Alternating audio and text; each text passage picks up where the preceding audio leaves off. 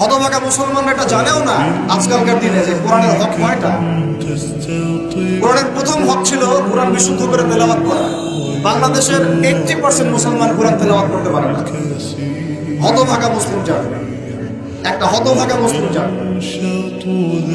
এত কিছু বাধ্যতামূলক হয় শিক্ষার মধ্যে, কোরআন শিক্ষা বাধ্যতামূলক করতে পারে না।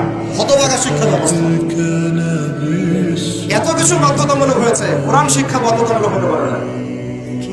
রমাদান মাস এই কারণে শ্রেষ্ঠ ছিল যে এই মাসে আল্লাহ পাক কোরআন নাযিল করেছে। কোরআনের তেলাওয়াত করতে হবে বিশুদ্ধ করে, এটা প্রথম হক ছিল। এরপরে কোরআনের হিফজ করতে হবে, এরপরে কোরআনের ভাষা শিখতে হবে, তারপরে কোরআনের আদেশ মানা, তারপর নিষেধগুলো ছেড়ে দেওয়া, এরপরে কোরআনের দাওয়াত মানুষের ঘরে পৌঁছে দেওয়া। এগুলো ছিল কোরআনের হক।